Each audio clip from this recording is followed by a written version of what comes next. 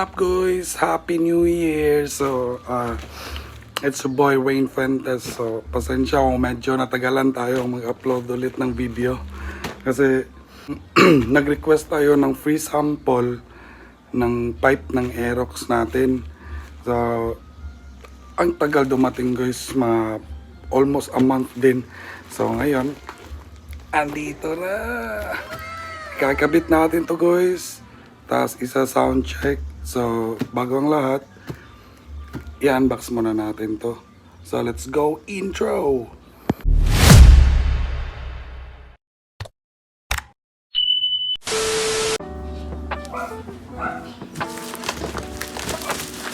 Grabe guys, grabe ang tagal dumating ito. So sana walang problema, walang aberya, since ang tagal pa naman dumating. Timing nga lang, yung pinadala to guys, biglang naglabas ng memo ata or statement yung PNP na mag-iimbestiga sila tungkol sa mga modified muffler. So hindi naman ito modified, aftermarket to eh.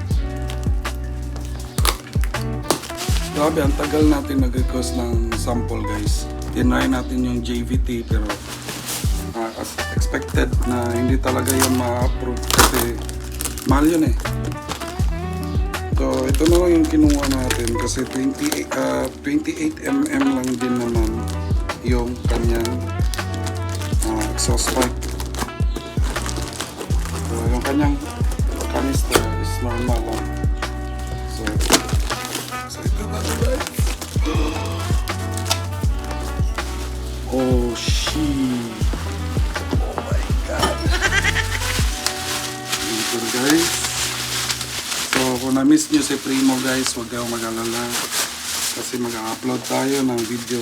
Grabe yung pagkabalot guys, oh. Grabe yung pagkabalot guys, ang laki guys.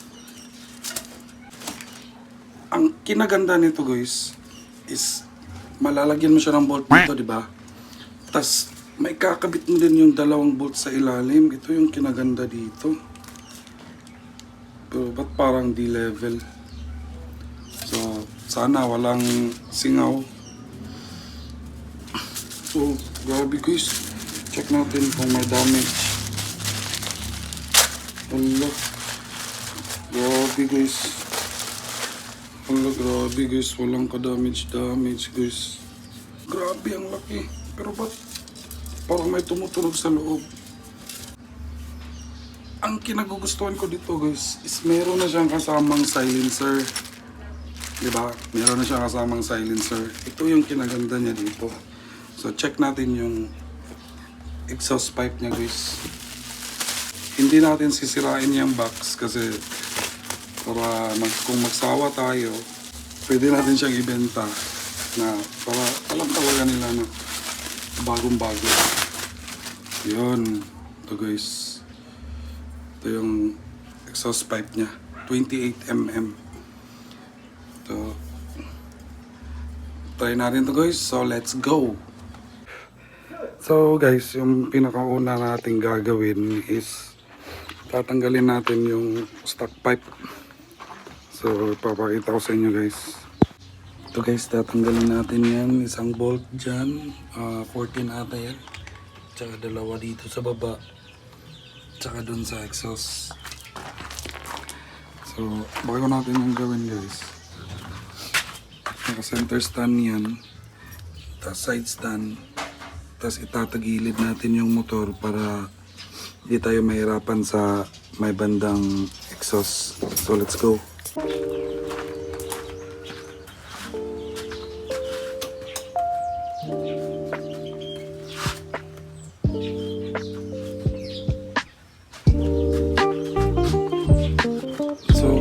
Luluwagan muna natin to. 14mm yung kanyang size. So luluwagan muna natin to.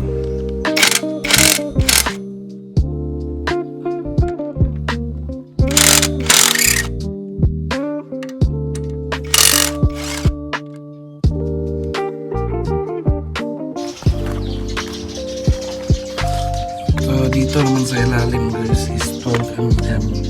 So, tatanggalin din natin yan.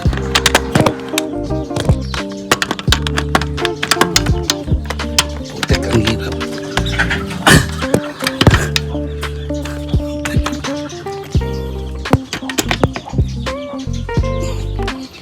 Ang hirap guys.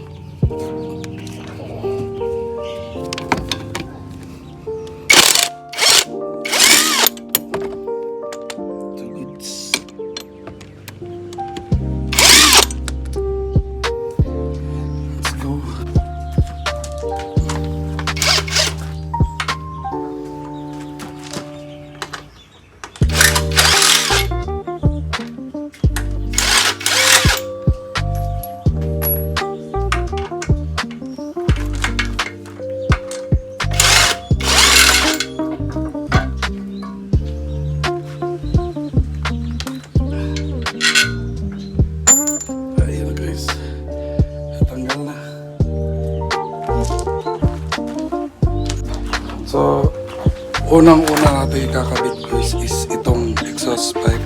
Tapos para ma-fit natin ito, tapos lalagyan natin ito ng gasket maker para wala talaga siyang singaw. So, let's go. Ang hirap guys. Ang hirap. Parang sa tingin ko guys, kailangan ko ng exhaust gasket. For the meantime, wala tayong ganun. Lalagyan muna natin to ng gasket maker. So, ito nga pala yung gamit natin guys. Lalagyan lang natin to ng konti. Para habang hindi pa tayo nakabili, wala siyang singaw.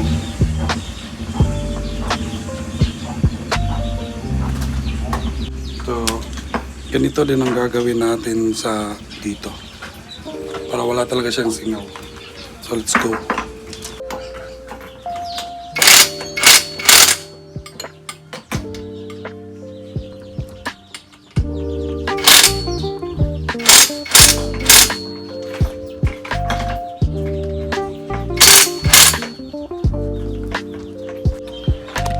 So yun guys.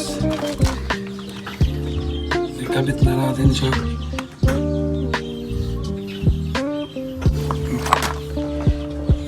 Play. So, pagkatapos yan guys, aalisin natin siya sa pagkatagilid para may kabit natin yung canister. So, let's go.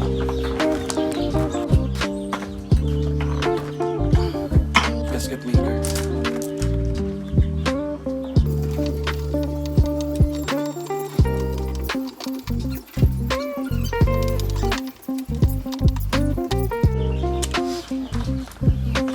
Lalagyan din natin ito sa loob guys.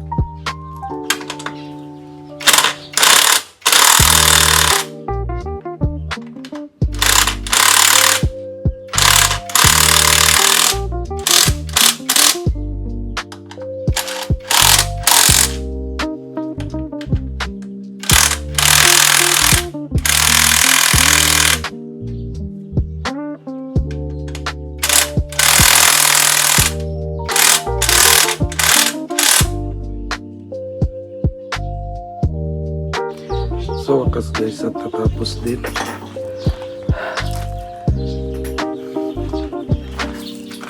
So, hihigpitan na lang natin to dito banda guys. Let's go. So, 8mm pala to guys.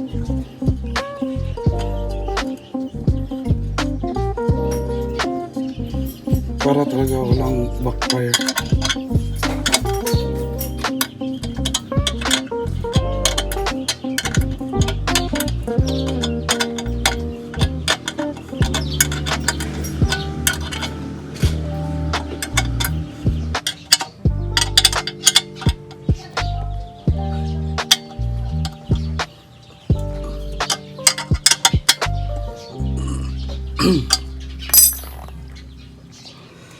So yun guys, sa wakas tapos na rin. So ang pinakahihintay natin lahat, sound check. Let's go. Let's go. Kala ko lang sira guys. Sa instant pala.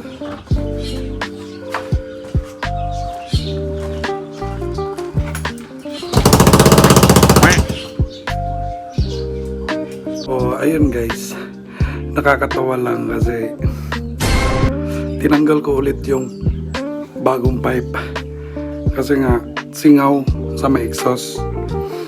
So tinanggal ko, nag-decide akong alis na sana ako kasi nga bibili ako ng exhaust gasket, pero napansin ko guys, pagkabit ko sa stock pipe ganun pa rin may singaw. So nagtaka ako, yun pala nalaglag yung exhaust gasket, meron palang kasama exhaust gasket yung stock, akala ko built-in siya. So yun pala natatanggal. So ayun, ikakakbit ko na naman ulit kasi akala ko ay nako, bobo. So let's go. Sound check guys.